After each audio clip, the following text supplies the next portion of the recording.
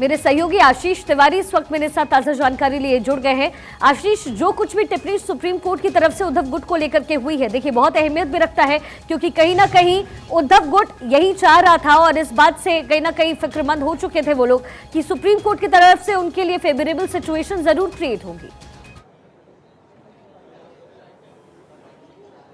जी बिल्कुल। और कहीं ना कहीं उद्धव ठाकरे के लिए जो सुप्रीम कोर्ट की टिप्पणी है वो फेवरेबल ज़रूर है, जिसे लेकर वो जनता के बीच में जाना चाहेंगे। एक तरीके से कॉन्फिडेंस बूस्ट करेगा उनका, क्योंकि सुप्रीम कोर्ट ने नो मोशन जो हुआ था विधानसभा फ्लोर पर, उस पर सवाल उठाए हैं। राज्यपाल की भूमिका पर, स्पीकर पर, हर किसी पर उनकी भूमिका पर सवाल उठाए हैं। कहीं ना कहीं जो उद्धव ठाकरे है उनके लिए एक पॉजिटिव ज़रूर फीडबैक है, लेकिन ये जो राहत भरी खबर है फिलहाल के लिए एकनाथ शिंदे और फडणवीस सरकार के लिए है। कुछ ही देर में यहाँ मेरे पीछे आप देख सकते हैं ये सह्याद्री गेस्ट हाउस है। यहाँ मुख्यमंत्री और उप मुख्यमंत्री यानी एकनाथ शिंदे और देवेंद्र फडणवीस अभी पत्रकारों को संबोधित करेंगे। जैसे ही सुप्रीम कोर्ट का फैसला आया है, महाराष्ट्र की राजनीति में अलग अलग नेता जो हैं वो अपनी रिएक्शंस दे रहे हैं, चाहे संजय राउत हों, अजीत पवार हों, और अब मुख्यमंत्री और उप मुख्यमंत्री दोनों खुद आएंगे और पत्रकारों को संबोधित करेंगे और उनके सवालों का जवाब भी देंगे। सुमित कुमार मेरे सहयोगी सुप्रीम कोर्ट के बाहर से इस वक्त हमारे साथ जुड़ गए हैं। सुमित, क्या कुछ इस टिप्पणी में सुप्रीम कोर्ट की तरफ से किया गया है, और सबसे अहम सवाल ये मेरा आपसे कि अब उद्धव गुट क्या कुछ करेगा आगे? देखिए, जो स्थिति बहाल करने की मांग उद्धव गुट ने सुप्रीम कोर्ट से मांग की थी वो तो फिलहाल के लिए खारिज हो गई है, क्योंकि उद्धव गुट का सुप्रीम कोर्ट से साफ तौर पर कहना था कि जो पुरानी स्थिति थी, यानी कि उद्धव ठाकरे जब मुख्यमंत्री थे उस स्थिति को दोबारा बहाल किया जाए। लेकिन सुप्रीम कोर्ट ने साफ कर दिया, चूंकि उद्धव ठाकरे ने खुद इस्तीफा दिया था, फ्लोर टेस्ट से पहले इस्तीफा दिया था, लिहाजा उस स्थिति को दोबारा बहाल नहीं किया जा सकता है। ये सुप्रीम कोर्ट ने अपने फैसले में साफ कर दिया है। जहां तक सवाल रहा राज्यपाल की भूमिका का, वहां उस पर सुप्रीम कोर्ट ने कई सवाल खड़े किए हैं। दो अहम बातें सुप्रीम कोर्ट ने कही है। पहली बात ये कही है कि दो गुटों में जो अगर आपसी टकरार हुआ था तो राज्यपाल को इस तरह से फ्लोर टेस्ट बुलाने का अधिकार नहीं है। संविधान के मुताबिक जो गवर्नर ने फैसला लिया था वो सही नहीं था, यानी कि संविधान सम्मत नहीं था।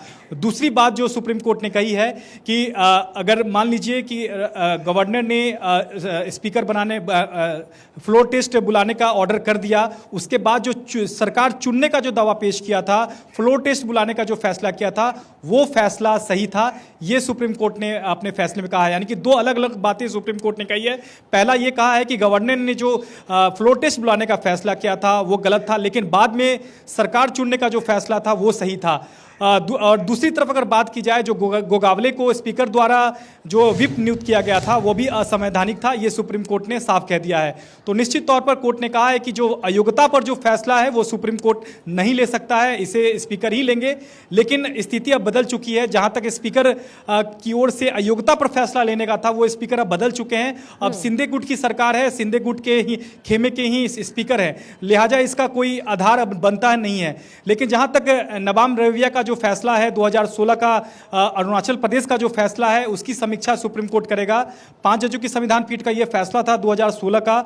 अब वो फैसला सुप्रीम कोर्ट की 7 जजों की संविधान पीठ करेगा और सुप्रीम कोर्ट अपने फैसले के जरिए ये तय करेगा कि क्या कोई स्पीकर पे अगर अयोग्यता का मामला, अगर अविश्वास प्रस्ताव उस पर पेंडिंग है, तो क्या विधायकों के खिलाफ वो अयोग्यता का प्रस्ताव जारी कर सकता है या नहीं। ये संविधान पीठ बाद में विचार करेगी। लेकिन फिलहाल के लिए ये जरूर कहा जा सकता है कि शिंदे सरकार के लिए जो खतरा मंडरा रहा था वो खतरा पूरी तरह से खत्म हो चुका है।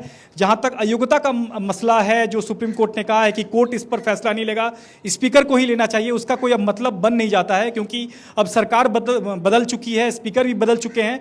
ऐसे में अब सरकार को लेकर भविष्य में भी कोई खतरा नजर नहीं आता है। तो निश्चित तौर पर जिस तरह से सुप्रीम कोर्ट ने ऑब्जर्वेशन में जिस तरह से उद्धव गुट को तो राहत दी है, लेकिन शिंदे गुट के लिए एक तरह से जरूर कहा जा सकता है कि सुप्रीम कोर्ट से बड़ी राहत है, क्योंकि सरकार उनकी बची रहेगी और इसी तरह से सरकार का जो कार्यकाल है वो जाता रहेगा। क्योंकि अयोग्यता पर मुझे नहीं लगता है कि अयोग्यता के मसले पर अब स्पीकर की ओर से कोई भी डिसीजन लिया जाएगा, क्योंकि स्पीकर भी बदल चुके हैं, सरकार भी बदल चुकी है।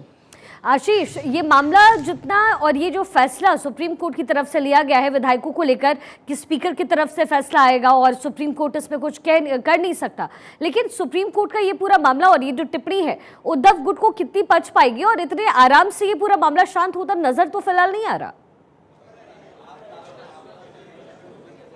जी, जैसा कि मैं बता रहा हूँ, ये उद्धव गुट के लिए एक तरीके से संजीवनी है। वो महाराष्ट्र में मराठी अस्मिता की बात करेगी, इमोशनल कार्ड खेलेगी, सिंपैथी कार्ड खेलेगी। वो मराठी जनता के बीच में जाएगी और ये बताएगी कि किस तरीके से, जैसा कि आज ही कुछ देर पहले उद्धव ठाकरे ने जब प्रेस कॉन्फ्रेंस की तो उन्होंने ये कहा कि वो कैसे गद्दारों के साथ अपनी सत्ता बरकरार रखते, वो कैसे मुख्यमंत्री रहते, क्योंकि उनकी पार्टी ने जिन लोगों को सब कुछ दिया वो गद्दार हो गए और उन्होंने ही उनकी पार्टी को तोड़ दिया। कहीं ना कहीं इस अस्मिता की बात करेंगे, वो इमोशनल कार्ड खेलेंगे और जब जनता के बीच में जाएंगे तो जो आज का सुप्रीम कोर्ट का जिस तरीके की रीडिंग्स आई हैं उसको वो रखेंगे कि सुप्रीम कोर्ट ने भी ये कहा है, एक तो लीडर अपोजिशन के ऊपर देवेंद्र फडणवीस ने जिस तरीके से नो मोशन लाया, वहां पर राज्यपाल की भूमिका पर, विप पर जो गुगावले थे, उन सब चीजों को वो रखेंगे और ये कहेंगे कि न्याय संगत नहीं था, असंवैधानिक था और इसीलिए वो हमेशा से ये कह रहे थे कि उनकी गवर्नमेंट को गलत तरीके से गिराया गया है। आप ये समझिए कि राजनीति में जो इमोशनल कार्ड्स हैं वो बहुत काम करते हैं। कुछ दिनों पहले ही जब शरद पवार ने अपना इस्तीफा अध्यक्ष पद से देने की पेशकश की और उन्होंने इस्तीफा भी दे दिया तो किस तरीके से कार्यकर्ता भावुक हो गए, एकजुट हो गई पार्टी, ये आपने देखा है। इसके पहले भी न सिर्फ महाराष्ट्र में बल्कि पूरे देश में जो इमोशनल कार्ड्स हैं, वो जब अस्मिता की बात आती है, एक सेल्फ रिस्पेक्ट की बात आती है, तो उसमें कहीं ना कहीं जो हार्डकोर मतदाता होता है वो आपके साथ हो जाता है। अगर ये चीज़ उद्धव ठाकरे के गुट के पक्ष में जाती है तो आने वाले जो चुनाव हैं, चाहे वो बीएमसी हो, विधानसभा हो या लोकसभा चुनाव, उसमें भाजपा को और ये एकनाथ शिंदे वाली जो गुट की शिवसेना है उसको खामियाजा भुगतना पड़ सकता है। तो ये जो इमोशनल कार्ड है वो उनके काम आ सकता है, लेकिन अभी फिलहाल के लिए उनको एज सच कोई राहत नहीं मिली है, क्योंकि जो राहत है वो भाजपा और एकनाथ शिंदे गुट वाली शिवसेना के लिए है और उनकी सरकार को अभी फिलहाल कोई चिंता करने की जरूरत नहीं है और वो यथास्थिति चलेगी। और जब तक ऐसा कुछ न हो जाए कि उनकी पार्टी में कुछ बगावत हो या कुछ, तब तक वो पार्टी आराम से चलती रहेगी और सरकार भी चलेगी। सुमित, अब समझना आपसे यहाँ ये भी चाहेंगे कि उद्धव गुट का अगला कदम क्या हो सकता है इस पूरे मामले को लेकर।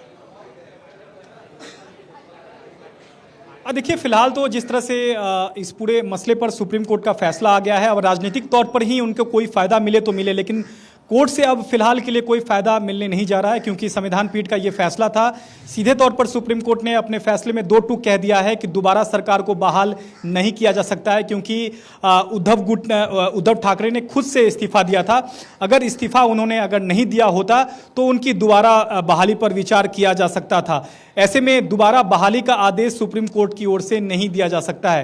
हालांकि सुप्रीम कोर्ट ने शिंदे सरकार के गठन से लेकर जब तक सरकार बनी पूरी तरह से जो प्रक्रिया पर सवाल उठाए, यहाँ तक कि असंवैधानिक कहा, लेकिन सरकार को असंवैधानिक नहीं बताया। इसका साफ मतलब है कि जो शिंदे सरकार है वो इसी तरह से चलती रहेगी। स्पीकर की अयोग्यता पर फैसला होता रहेगा, लेकिन आप समझ सकती हैं कि जब सरकार शिंदे से उद्धव गुट से शिंदे सरकार जब बनी तो उसके बाद से पूरे समीकरण जो है अब बदल चुके हैं। हालात वैसे नहीं है जैसे पहले थे। पहले डिप्टी स्पीकर ने अयोग्यता का नोटिस 16 विधायकों को भेजा था, अब वो स्पीकर है ही नहीं, अब शिंदे गुट के स्पीकर आ चुके हैं, तो लिहाजा इसका कोई मतलब नहीं बनता है। हालांकि एक पॉइंट सुप्रीम कोर्ट ने जरूर लार्जर बेंच को रेफर किया है, लेकिन वो भविष्य की बात है। फ्यूचर में उसका क्या एस्पेक्ट आएगा वो देखना होगा, क्योंकि 5 जजों की संविधान पीठ का फैसला फाइंडिंग के आधार पर ही पिछले साल शिंदे गुट को सुप्रीम कोर्ट से राहत मिली थी। सबसे पहले शिंदे गुट के 16 विधायक सुप्रीम कोर्ट पहुंचे थे और 2016 के अरुणाचल प्रदेश के फैसले के आधार पर ही उन्हें स्टे मिला था। ऐसे में उसी फैसले मैं वापस आऊंगी आपके पास। आशीष, आपके पास आते हुए कुछ हलचल आपकी तरफ नजर आ रही है, शिंदे दिख रहे हैं और अब से कुछ ही देर बाद यहाँ पर प्रेस कॉन्फ्रेंस होने वाली है। आशीष जी, मुख्यमंत्री और डिप्टी सीएम दोनों आ चुके हैं। कुछ ही देर में वो पत्रकारों को संबोधित करेंगे। आप देख सकते हैं पीछे जो विजुअल्स हैं, और दीपक केसरकर से लेके संजय शेरशाद से लेके और भी नेता यहाँ पर मौजूद हैं। और बस कुछ ही मिनटों में अब जो आज का फैसला आया है उसके बारे में पत्रकारों को संबोधित करते हुए सभी नेता यहाँ पर दिखाई देंगे। आशीष, अब आपसे समझना मैं ये भी चाहूंगी, देखिए अभी यहाँ जो प्रेस कॉन्फ्रेंस में जो बातें शिंदे रखेंगे और जो भी पार्टी की तरफ से रखी जाएगी बातें, लेकिन कहीं ना कहीं इस पूरे मुद्दे को उठाकर उद्धव ठाकरे महाराष्ट्र में अगले चुनाव में इसको भुनाने की कोशिश जरूर करेंगे। जी बिल्कुल करेंगे। जैसा कि मैं बता रहा हूँ, वो अपने जो हार्डकोर मतदाता हैं उन तक जाएंगे और कोशिश करेंगे इमोशनल कार्ड खेलने का और ये बताने का कि किस तरीके से उनके साथ गद्दारी हुई है। लेकिन जो अभी इम्पोर्टेंट बात है कि कुछ ही देर में जब मुख्यमंत्री और डिप्टी सीएम यहाँ पर सभा को संबोधित करेंगे पत्रकारों को, तो उसमें जिस तरीके के कड़े सवाल पूछे जाएंगे उनसे, तो उसका क्या जवाब देते हैं ये देखना इंपॉर्टेंट हो गया। आप देख सकते हैं।